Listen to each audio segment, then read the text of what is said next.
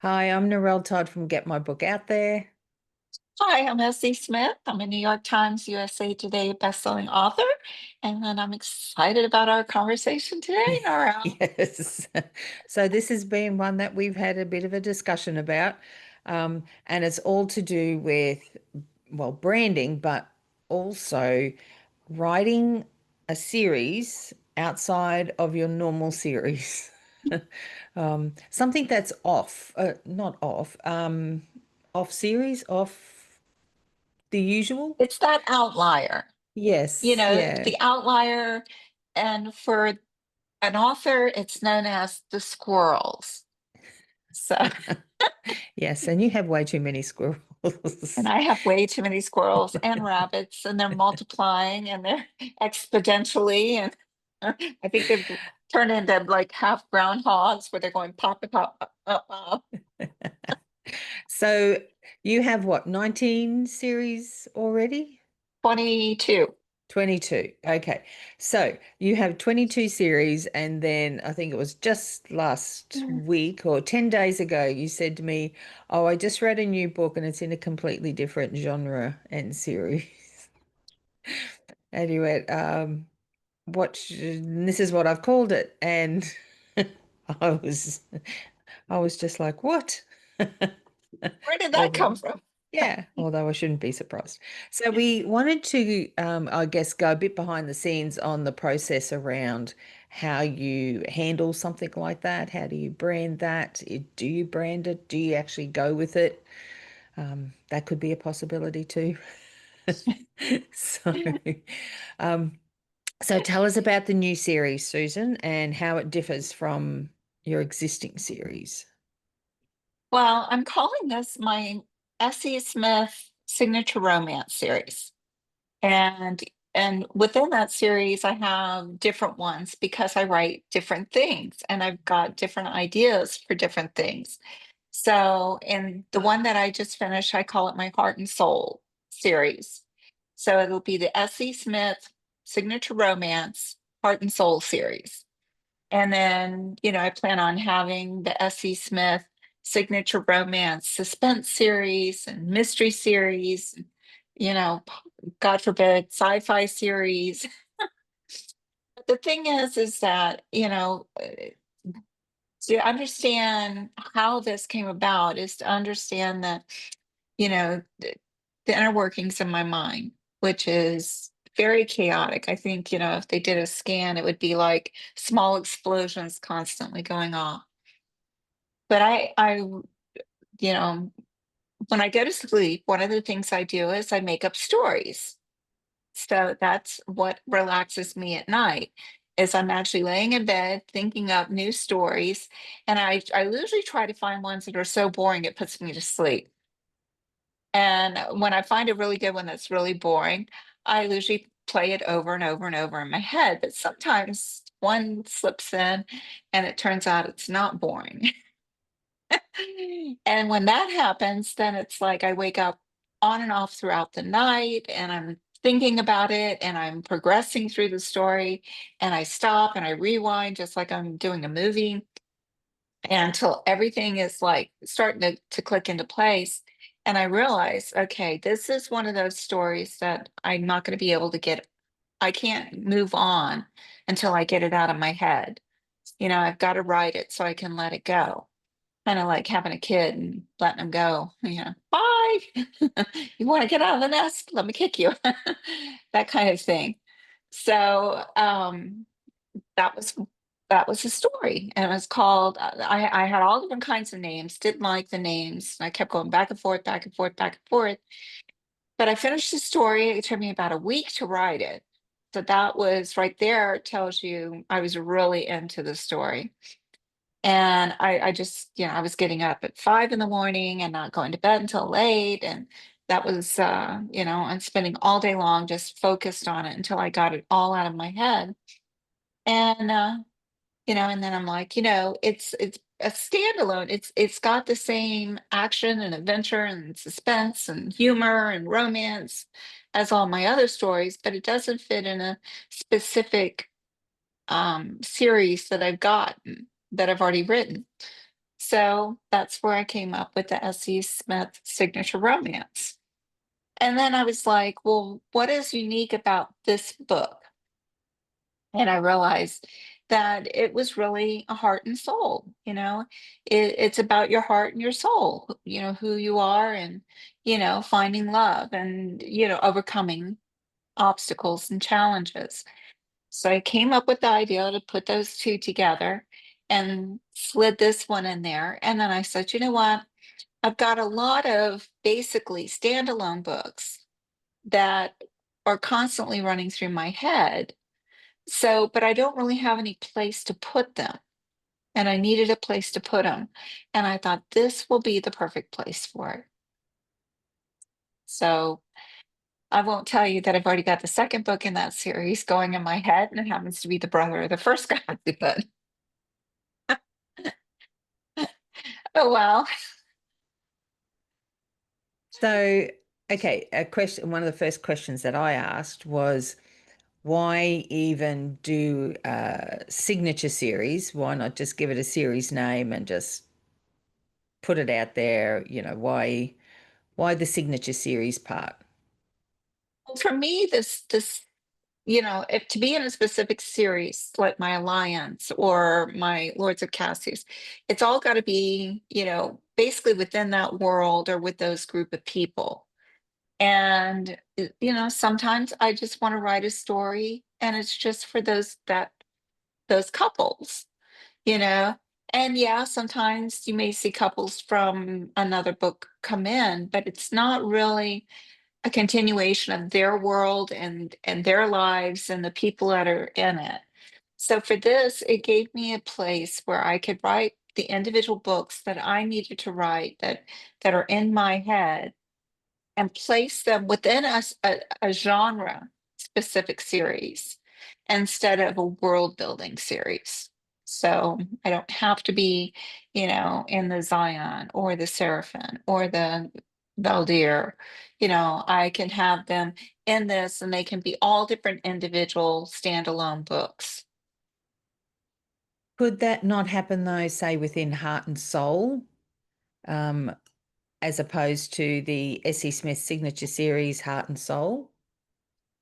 I thought about that, but then I thought, you know what? If people who like the individual books, they don't want to get involved in a series, but they like to just pick up random individual books and read them and not have to say, well, this is book 10 in this series. Now I got to read the other nine books. So I thought, well, yeah, I could just name it the Heart and Soul series, but by doing it under the S.E. Smith, which is my name, I'm branding my name out there, signature romance, and then having it heart and soul, then I could do, I've been wanting to write a mystery and I've written thrillers. So this gives me an opportunity to brand myself as S.E. Smith signature. These are my signature, standalone books. You can grab one, read it, not have to read all of the others if you don't want to, or not get locked into a series and then have to wait until I end up writing the next book. But these will be individual books that you can read and know that it's read and done. And this is the heart and soul one. So you know it's going to be this kind of book. If it's going to be the suspense, it's going to be this one. If it's going to be the mystery, it'll be this one. But it'll all be under that one major brand with the sub brands to let you know. So step us through then the branding process. So maybe talk about your S.E. Smith brand, the the other one with the 21 series. So we've got that brand, and then the brand, the S.E. Smith signature series. What's the difference between the branding? Well, I guess, is there a I significant difference? What's your thoughts on the there's branding process? Step us through that. not necessarily a significant one, but I have the others. I pretty much have put them under the worlds of S.E. Smith.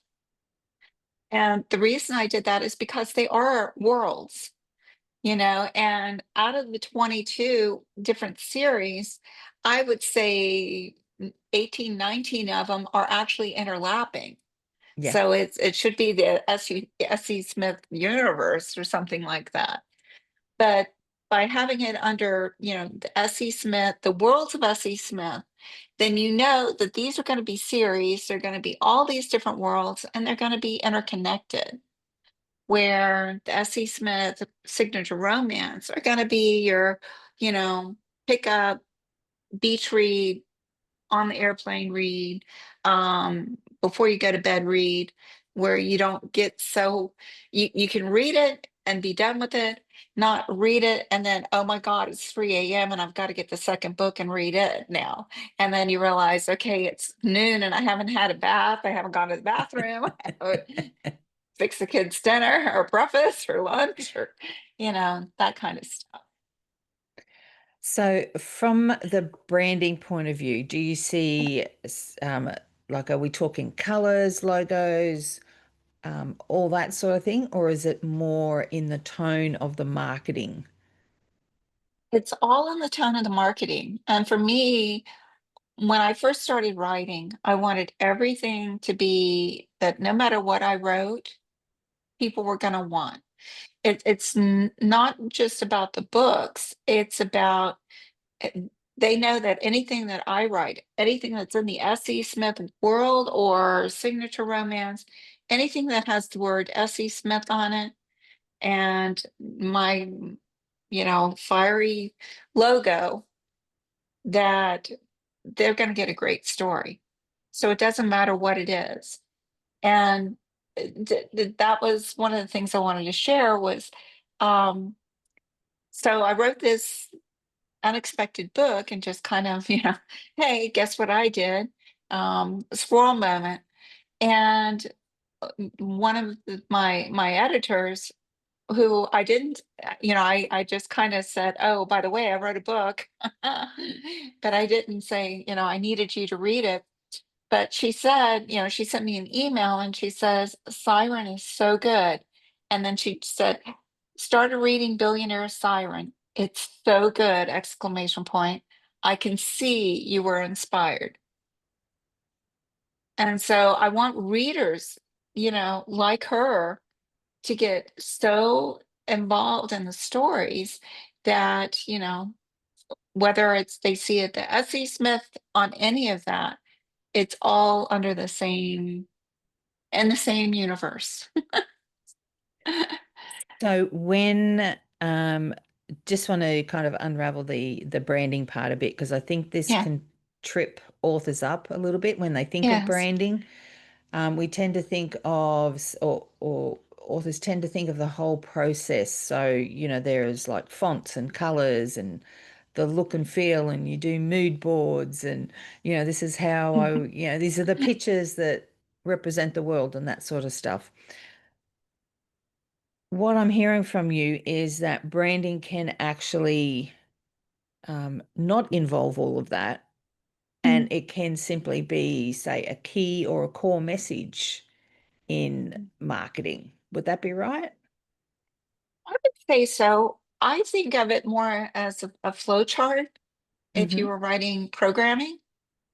So, you have the top, which is your business. Okay. This is who you are. And I'm S.E. Smith. And then I have, or for those that don't know the flow chart for programming, a family tree. And you come down, and on this side, I have the worlds of S.E. Smith, and on this side, I have the S.E. Smith signature romance. But they're still all under that S.E. Smith font, color, feel. So I want the feel to be no matter what it is, it's with them. And, I guess it's more of the name recognition or Mm-hmm. realizing, okay, I can do, the worlds have got all of these series, the signature have got all of these books, Yeah. but it's So, still under my same colors because my colors are very representative to who I am. mm-hmm. And my logo, I don't want to have to brand a new logo and get people used to seeing that new logo. I want them to see my logo, whether it's on my worlds or if it's on my signature, it's the same. So and so is the name. yeah. So thinking of that process and just stepping it out a little bit further, you could have gone a pen name. So let's think Nora Roberts, Oh, for example, and JD Robb. You know, she went and did some off or what did you call them? Lateral moves, yes. off series things. Did you consider doing a pen name? Heck no. So A- why a- not? Tell us about that one. Okay. Well, when you start looking at pen names, then you're starting to have to get everybody used to who that new pen name is. You're having to market that new pen name. You're trying to get the name recognition out there for that new pen name. So it's like starting from scratch, and it's hard enough right now. And then you're doubling all of that work. Yeah, So you're having to rebrand just for that pen name. And like I said, whether I'm writing a children's book that, you're going to fall in love with. I mean, I love certain children's books, and yeah, I'm a little old lady with gray hair. I don't care. Some of them, I mean, and then I love, Tolkien, and I love The Secret Garden. And so, I mean, it's like, The Black Stallion, all of these different stories. And so writing underneath a different pen name, um, you know, readers would be, when I wrote Dust, I think that that's a good one. I wrote Dust, which is a young adult book, but I had readers who say, I don't read this. I can't, and they came up and they're like, when's the next book coming out? And I get that. So if I had it underneath a different pen name, they never would have read it because they wouldn't have been able to find it because I would have had to start all over again. And then can you think of the nightmare with the website? So there's a lot of logistics that goes in, when you decide to change all of that. And again, unless I put writing as, SE, say Elizabeth Jurgen, writing as SE, or um, S.E. Smith writing as Elizabeth Jurgen. Do I still get to use my New York Times, USA Today status? Would that be proper? So there's a lot of, I think legalities, but also a lot of headaches involved when you decide to start popping out all these different pen names. yeah. Conventional wisdom would say that you should write books in the series Hmm. that readers are already crying out for. And we've Yes. had this discussion because you have many series and many readers are continually asking you for, where's the next book for, whatever. Hmm. So, how in introducing a new book, which is outside all of your existing series, is is writing it simply something you have to do from like Yes, a creative point of view? So there, it's like, is there simply no option? And even though conventional wisdom is conventional, you have to do what's right for you. Is that part of the story, definitely. what's behind it? There's no hesitation in my answer. And the reason for that is I am still writing all those other stories. Look at the stories that I've just released this year. I've written in the last year, if we go back and add up all the word count for every single book in the last year, I've written over 1 million words. Yeah, And 99% of them have been in my, well, all of them have been in my pre-existing series. So writing something like this when it's keeping me up at night, I can't sleep because I can't get the story out of my head unless I write it down. Right there is pulling me away. I'm working on my Draglings of Valdir series right now. I've been putting out a book each month on it.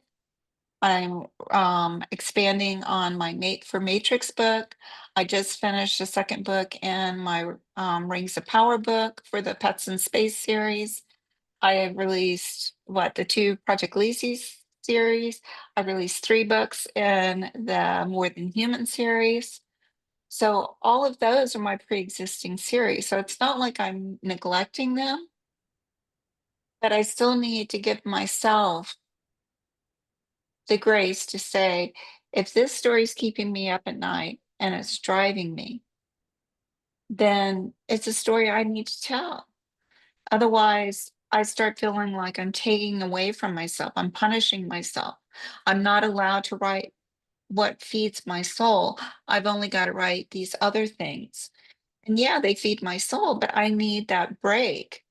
And I think it's because I do take these little side detours that my stories stay so strong and fresh and invigorating. And I get messages like I just did, from my editor who I was afraid to give her the story because I was afraid she was going to say, "Oh my God, this is terrible," you know. But she's like, she loves it. And And do if you I hadn't think, written it, then that's a book that somebody loved that wouldn't have been told. yeah, yeah. Do you think readers understand that? I think mine do because I think that they learned who I am, and I try to communicate that with them. And they know if they're patient enough that I do write and fill out those stories. Um, and I have been. Like I said, I finished the five books in the Project Lacey series. That series is done. Eight books in the more Seven Kingdoms series is done. Five books in the Girls from the Street series are done. Um, I've got what about 15, 20 books between my Dragon Lord, Seraphim, Grisian, and Draglings. And I'm putting a story out each month on that. So, you know, it's because I have so many different series that it takes a while to get back to them. But it's not like I'm not putting any books out. I could understand them getting upset if they were, I were, it was taking me 3 or 4 years to put a single book out. But I mean, what? I'm releasing 7 to 15 books a year. Yeah, That's and they're not shabby books. I mean, right now, the Dragling story is already at 80,000 words. So, and the one I'm editing now, oh, Dalla's story, the third book in the Second Chance series, it's right around 80,000 words. So, yeah. almost 400 pages. It's pretty significant, and then you get So, the editing. yeah. What's your advice to authors who might be struggling with a similar sort of thing? They're known for writing a certain genre or subgenre, and they have this story that just won't go away. What's your advice? Write it, write it. You could write that story and it could be the one. I always think of Vernal Falls. Every time I get to something like this, I think of Vernal Falls. And Vernal Falls is in Yosemite, for those that don't know it. And it's very steep going up to it. And it took like 2 hours, and my son's back behind me, pushing me, actually pushing on my back, helping me get up. And I finally was like, beat red, tired. And he's like, Mom, why don't you just stay here? And I'm thinking, if I just go around that curve, what if I stop now and I go around that curve and there's the falls? And I went all this way and I gave up in the last, 20 feet because I didn't want to go around that curve. And I'm like, oh no, I'm not going to do that. And we went around the curve and there was the falls. And so that was such a vital moment for me, knowing how close I came to giving up, of not doing something, and how much I would have missed. I would have never seen that waterfall. And so, I'm thinking that one book that you may want to write with everything in your heart. It's outside all your other series. You're killing yourself to write all these other series, but you want to write this one and you don't write it. But what happens if you write it and it's the one that kicks you up through the glass ceiling, Yeah. but you gave up before you did? Yeah. You never know. You have to be true to Yes. yourself. Yes. Yes. And And conventional wisdom is conventional for a reason. yeah. And And you know it's what? good to play outside the box, I think, sometimes, a It's lot the of the ones time. that play, well, I think it's the ones that play outside of the box, that don't always play it safe, that don't always do what, conventional wisdom tells them to do. Um, they're the ones that are successful. Yeah.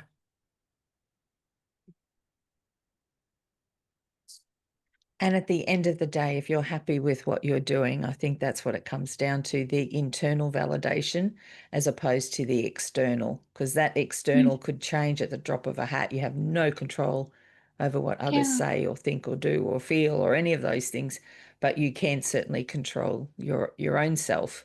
And if what you're doing resonates with you and it's something you have to do, I don't think there's ever a wrong thing when it's like that. Yeah. And if one reader reads this book and says, I absolutely loved it, it made my day better. I've got some pretty intense moments in there that, they say it changed my life, it opened my eyes to something. But the biggest thing is that they say, I read this and I absolutely loved it. Thank you for writing it, you know, right there. Yeah. Yeah. That was worth it.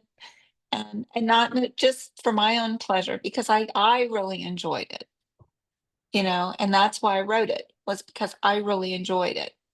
And you know it had me smiling, and that's, by the end I was smiling, and that's what matters. Yeah. Yeah. Well, look, thank you for taking us, I guess, behind the thinking process Yeah. around that. And I hope it helps another author who might be struggling with the same thought. Yeah. Yeah, believe in yourself, and you don't have to have a gazillion pen names or start a whole new marketing division or anything. Yes. Yeah, absolutely. Awesome. Thanks, Susan. Thank you. Thank you.